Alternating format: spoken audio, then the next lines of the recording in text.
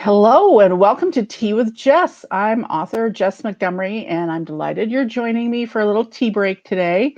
As Nana says in my kinship mystery series, life is hard, have tea. And my tea mug today is actually a mug from the Cincinnati Reds from a bunch of years ago. It's my husband and one of our daughters. They'd actually ended up going to a no-hitter. So that's where the mug came from.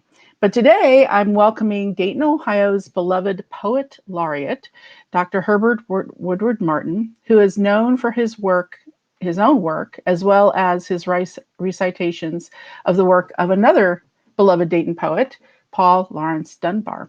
After earning degrees at University of Toledo and Breedlove School of English, teaching at Aquinas College in Michigan, and publishing his first book of poetry, Dr. Martin became poet in residence and assistant professor at University of Dayton in 1970.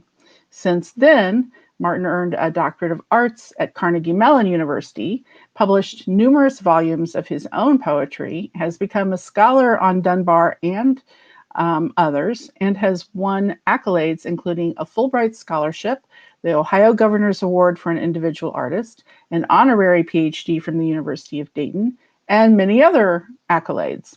His most recent poetry collections are Sometimes Say My Name and The Shape of Regret. Herbert is also has had a successful career as a librettist, working with American composers such as Adolphus Hailstork on an opera, Paul Laurence Dunbar, Common Ground. He composed the text for Nobody Knows, a concert aria by Hailstork, and commissioned by the Harlem Chamber Players to commemorate the 400th anniversary of the first Africans brought to America as slaves, and premiered by the Players in February of 2019. And most recently, he wrote the text for Tulsa 1921 about the Tulsa, Oklahoma massacre of Black Americans in the Greenwood district of Tulsa. With such an amazing legacy, it's perhaps surprising that Herbert is so wonderfully down to earth, as you're soon going to see. Well, at least until you actually meet him or read his poetry, and then realize that though he is down to earth, he's also deeply in touch with the emotions and experiences that connect all humans. So now I'm delighted to welcome Dr. Herbert Woodward Martin to Tea with Jess. Well, thank Hello. you. Hello. Thank you for inviting me. You're very welcome. I'm glad you're here. Show us your mug. I want to see what mug you have for your tea. Wait, I'm doing it wrong. There we go. Here we are. Tea with herbs. That is perfect. I love that. What are you working on these days, whether in poetry or in as a librettist? Well, I'll tell you, I'm revising a lot of poems and hoping that I think out of all of the manuscripts that I'm collecting right now, there might be 3 manuscripts in all, and that'll bring my total of output up to 15 books. So I'm really that's amazing. But I'm doing it anyway, and then we'll see what happens.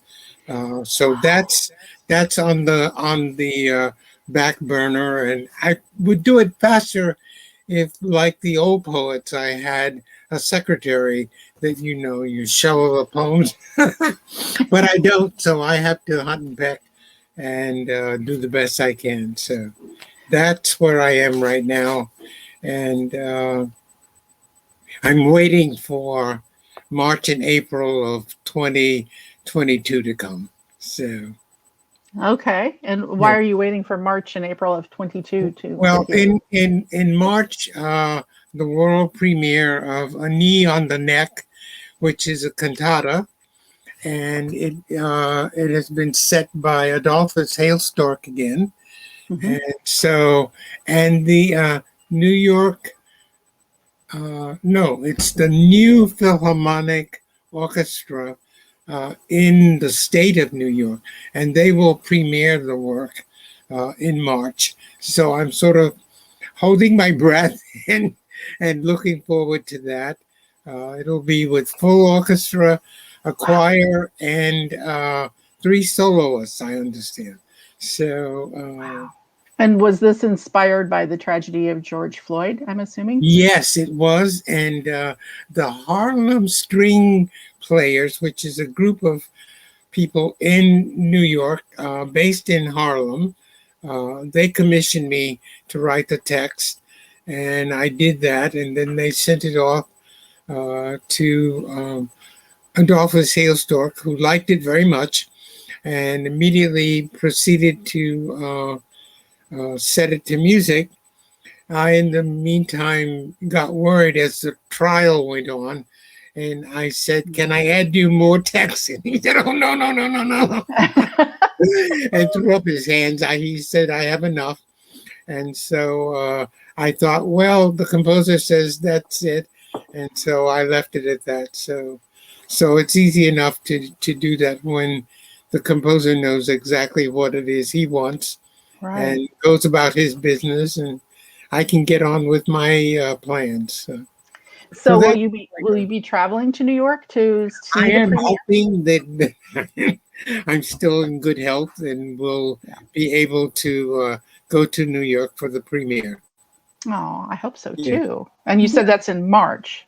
yeah. That's I think March 22nd comes into my mind, Okay. and then in April will be another premiere, but that one will take place on the West Coast at the University of Washington in Seattle, uh, where Mm.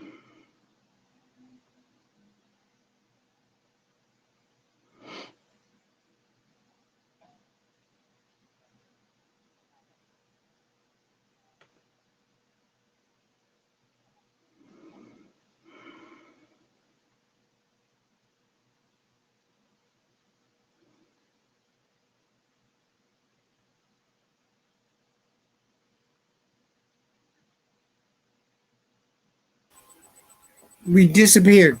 Ah, now we're back. That's okay. Oh, okay, okay. That this is one of the beauty of pre-recording is I can edit out the dropped That part. space. Okay. So you so we'll pick up with start again with what's happening at the West Coast. Yeah, a new premiere, and I think it's called Five Poems, Five Poems by Herbert Woodward Martin, and it was set by Malia Watrous, who is the daughter of a late professor in education at UD. So she wrote and asked if I would let her use my poems, and I said fine. And then, of course, the composition grew and grew, and she needed more poems, so I sent her three more, and so that will show up in April of 2022. Wow. And so I'm not planning to get myself to Washington State, but if I do, it'll be on the QT. So I don't want anybody to do anything, but just let me come and go as quietly as I can. Oh, well, that's so exciting though. What that's Yeah, amazing. And you mentioned that you're as you're anticipating these wonderful events in the spring, that you're putting together possibly three collections yeah, yeah, from your work, which would bring you up to 15 total. So that yeah. means you've had 12 collections published, if I'm doing my math correctly. Maybe 12. Oh, the shape of regret was number 10. Oh, And then okay. during the pandemic came Sometimes Say My Name, and that was number 11. So I think 12, 13, 14, maybe 15, but I don't know. We'll But find out it will, yeah. If eventually. if I type fast enough.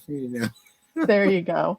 Well, tell us about the Shape of Regret and about Sometimes Say My Name. Tell us what those collections are, the themes those collections are built around. Yeah, those I'll sometimes say my name was a publication prize, and it comes from the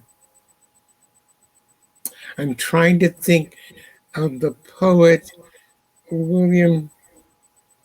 It's not William Stafford. I'll think of it, but it's his um, foundation left after he passed away.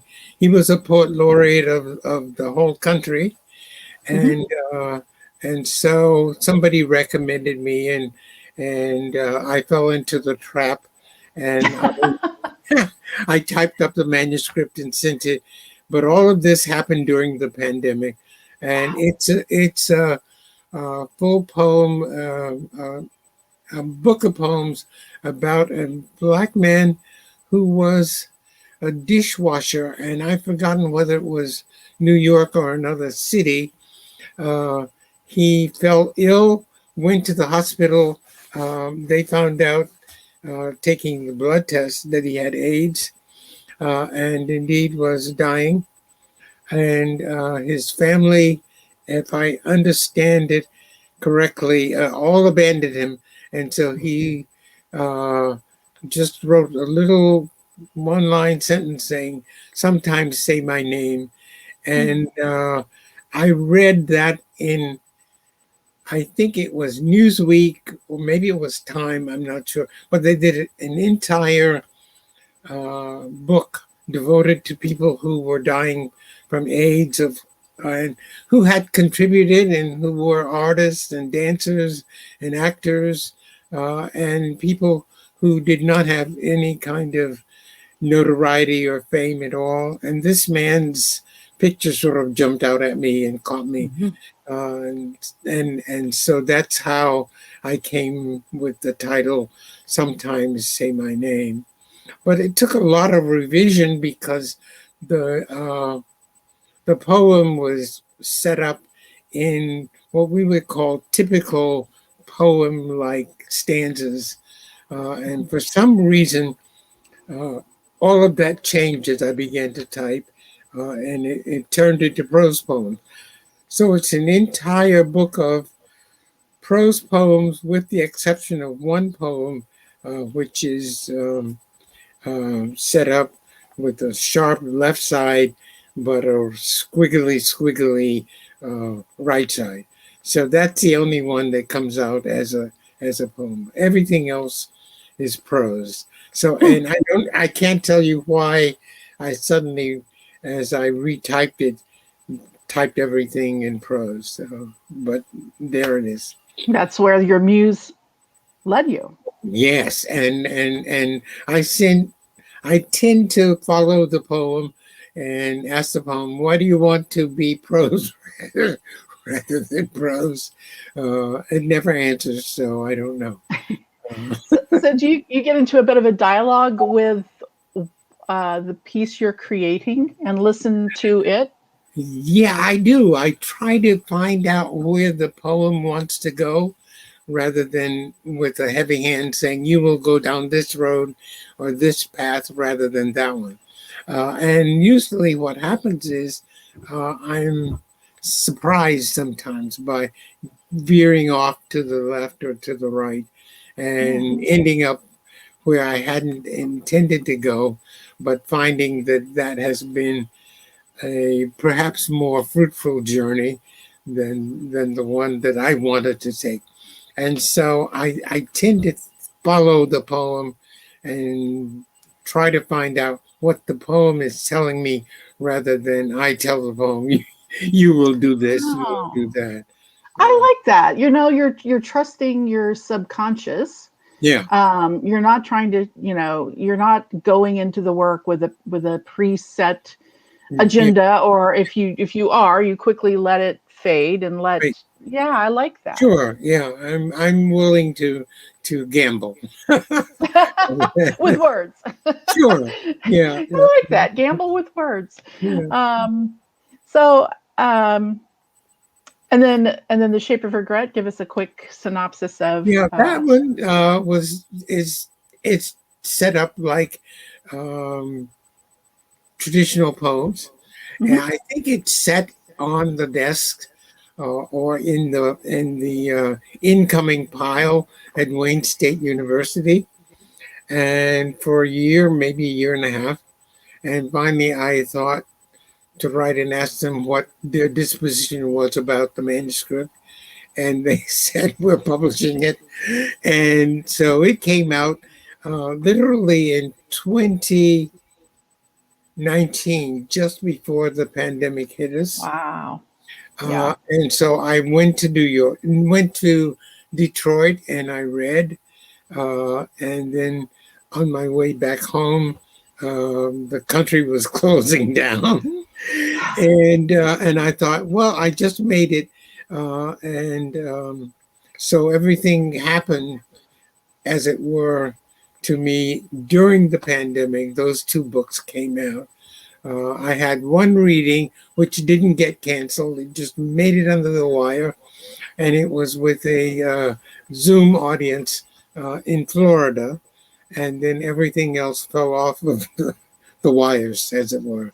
Um, Yeah. But so you have managed to stay a bit busy yeah, I nonetheless. am, and now the readings are beginning to pick up again. So Mhm. I'm happy about that, and I just do them as they come. Yeah. So those, and I think that book of poems was simply about the fact that whatever it was that I had done, I thought there's no reason that you should regret it. It's just there, and you should live with it, come what may. And so that is why it is called the Shape of Regret. Mm. Uh, but I'm sort of tossing all that off my shoulders rather than trying to feel bad about that, because it's all done. It's water under the bridge, as it were, and why worry about it? Nothing I can do. Yeah. Yeah, I like that. yeah. Well, it seems to me that I mean I don't know. I've never been a librettist, but I would guess. So correct me if I'm wrong. That writing the text for operas and other music would draw upon your work as a poet, and vice versa. So I'm curious how much the two forms have in common for you, and how Yeah, much they differ. yeah. I'm not really sure. I think what, for me, I found myself being in that position uh, is really kind of surprising. Mm. Um, Years and years ago, I wrote what I thought was a text for an opera, and the composer, who is now deceased, I sent it to him, and he didn't much like it. Mm. And I came to understand that it was more like stick figures, and I found that Oh. out studying with Edward Albee. He liked the mother's voice, but he didn't like anything else because they didn't come alive for him, and so I abandoned the project. Uh, didn't go back to it at all. Suddenly found myself advising Adolphus about which poems of Dunbar should be set for our Common Ground opera. And from there on, he wrote and said, "Would you write me a text for on Christmas attucks?" And I said, "Yeah, I'll do that." And I just sort of wrote him something and sent it, and he really liked it. He said it for chorus, orchestra, and I think baritone and a mezzo soprano. And that did quite well. And I thought, oh well, that's very nice, and I didn't pay any attention to it at all. And suddenly, there was this Tulsa people asking me to do, or the Harlem String people asking me to do the text on Tulsa, and I found that that was really difficult because the city fathers had so squelched all of the information about that incident that it was not even recorded in any of the encyclopedias. So I could find very, very, very little information. And I finally had to go back to the old newspapers from Mm-hmm. Tulsa. And there it was. That they had had this riot, and all of the white people had just simply burned down the entire section that was allotted to the black people. And they were pretty self-sufficient group of people. They had their own banks and their own hospitals and doctors and what have you, but everything was completely obliterated, and only a few people who managed to get clear of, the Holocaust, as it were, managed to save themselves and to keep the history alive. But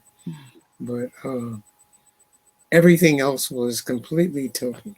So that one came by, and the mezzo soprano Janai Bridges sang the entire piece with orchestra, and it was premiered uh, on Juneteenth, 2020. So Perfect. I sort of remember that one for that reason. Yeah, that's wow. That's an amazing story, and what an experience to do that research.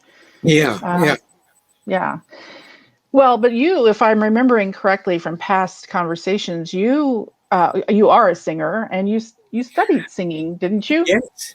Okay. So how does this did the study of singing impact you as a poet? Do you find echoes from that experience coming Well, out in your poetry? I think that's a good question, because what happens is um, I am mindful of what it is that a singer, what kind of words a singer can sing and best communicate with his or her audience.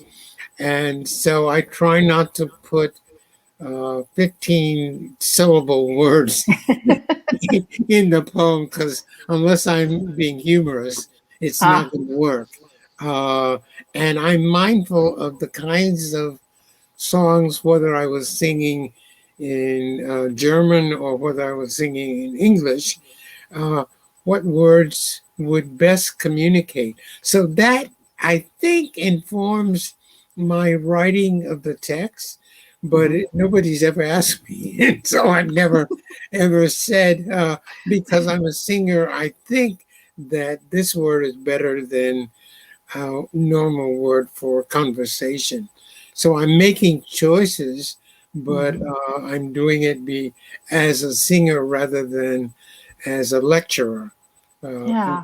so I think that that way I give the singer something that he or she can get their teeth in, and at the same time not look or feel foolish while they're singing the song. So Right. but Well, and it occurs to me that, poetry is it traditional poetry is meant to both be read yes. by your And audience, but also listened to by a poet's audience. yeah. And then I tend to think in that sense I do follow a line that has a kind of musical phrase, Hmm. and to lend itself to hearing and to being spoken as well. So both those things come in and impact the text as I'm writing it. But Hmm. I'm not really conscious oh, this is a singable word.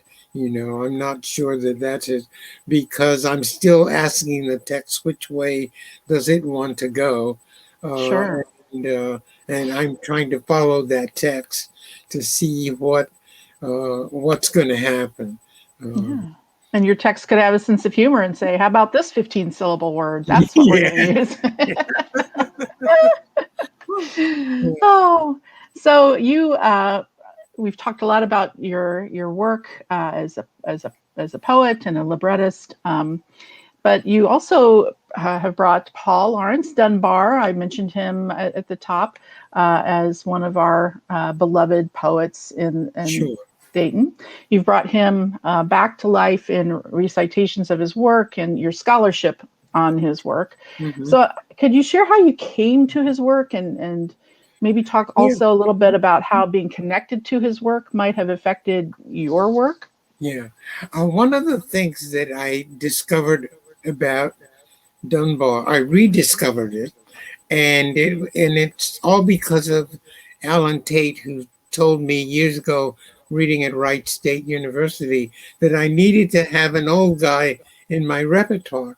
Well, I wasn't sure what he meant by that, because in those days, like all of the poets in my generation, we only read our work and Hmm. nobody else's when somebody asked us to give a poetry reading.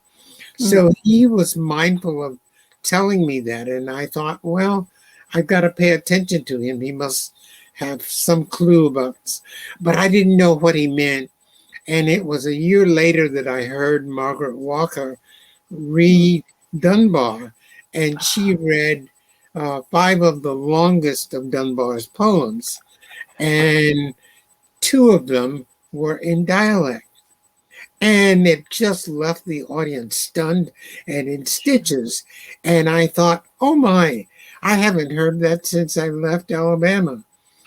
Oh, well, that guy must be your old guy. And you've now got to go back and relearn all of the dialect that you sort of put to a side Hmm.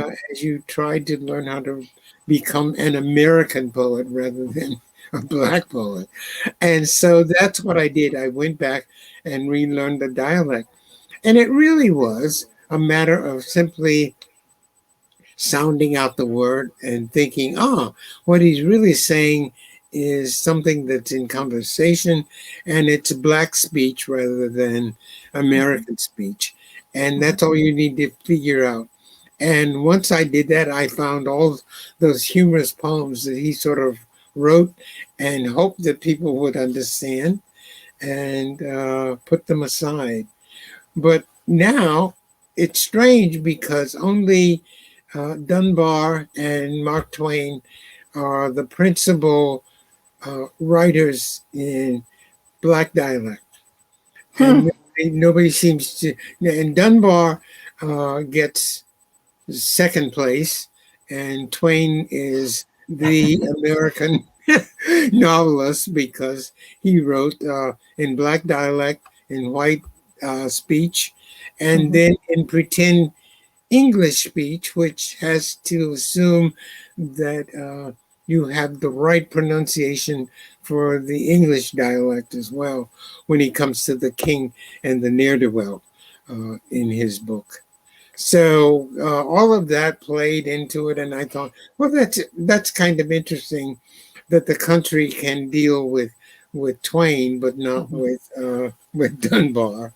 And Right.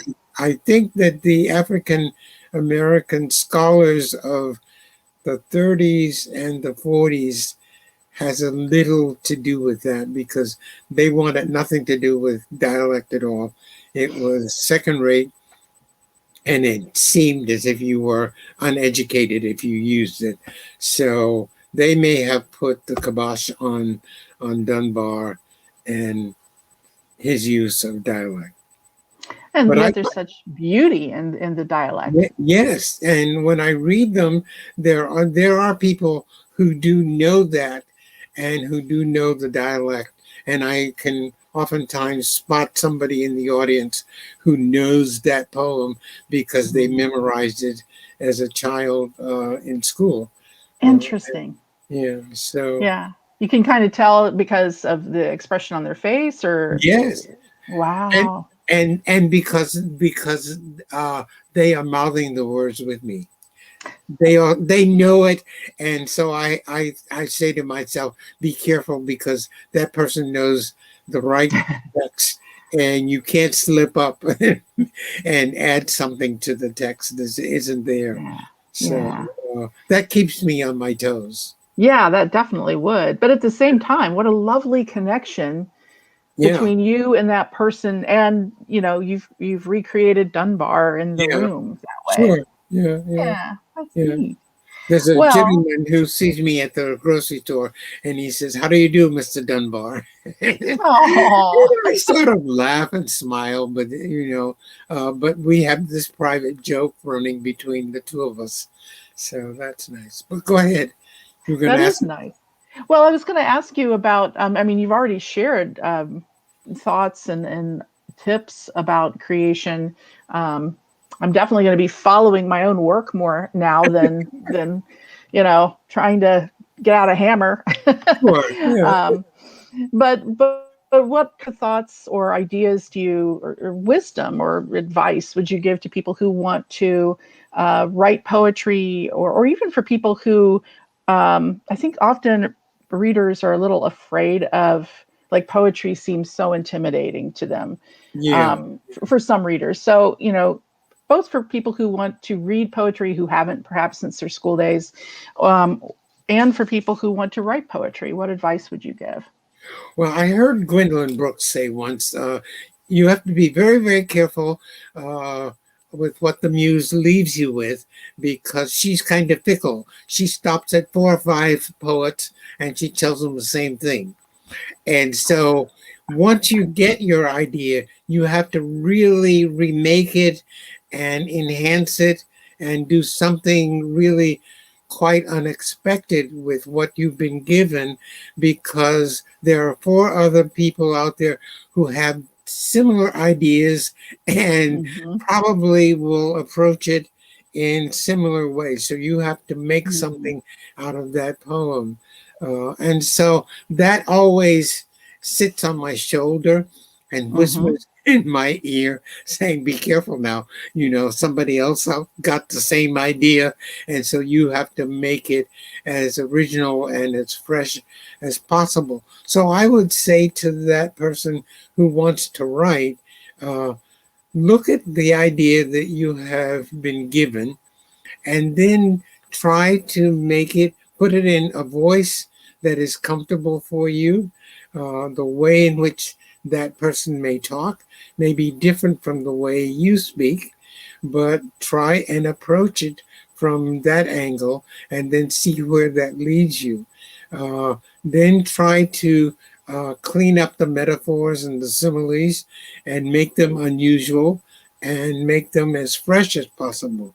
So you have voice and rhythm and tone, and whether or not you want the poem to rhyme. So that's about 5 things that you have to juggle. Mm-hmm. And if you're a good juggler, you toss all of these things in the air, and after a while, they all look as if you are swinging them on a piece of rope or whatever, or string, but they are all equally separated from each other, and that you keep them perfectly positioned as you juggle. So Hmm. that's a real trick for the poet to be the juggler of those words, but the Mm-hmm. juggler of those rhythms, the juggler of those sentences, and to keep everything in order, voice, rhythm, and tone. So that's the other thing that I would say underlines every poet's poem. Hmm. And if you're good at it, you get really pretty good at it, and you know when the speaker is saying this thing correctly, and when it's not quite right. I underline the word, and then I think, okay, come back to that and find the accurate word or one that fits in that place, so that you can read it without stumbling over it, or as if it is a brick that you could not quite handle. So I think that those are the things that I would best advise a beginning writer to handle. If you're a reader, then you're reading dialect or you're reading prose and you're reading speech, and whether it's fiction or whether it is a drama or a play, you've got to give that character his or her due by inserting the right rhythm, to their speech. Nobody speaks in exactly the same way, and so you've got to let the prose come through, and when it's dialogue, it's conversation, and so you've got to figure that one out.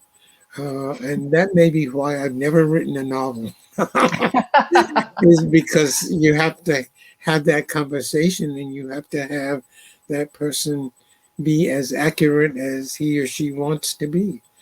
Uh, That's but if wonderful. you're a reader, you can read that, and you can sometimes say those words out loud for yourself, and hear the difference, and that's incumbent on the reader who is reading anyone's novel or anyone's short story or any actor who is picking up somebody's new play.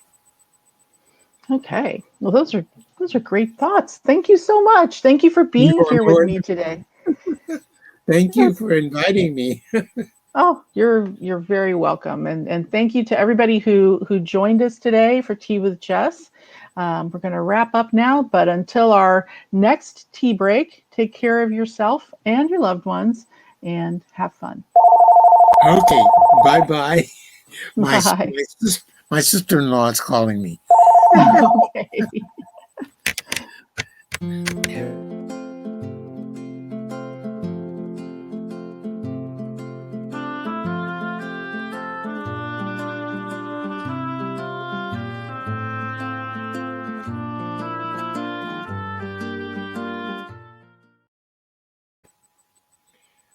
Talking to a friend on the radio on the we're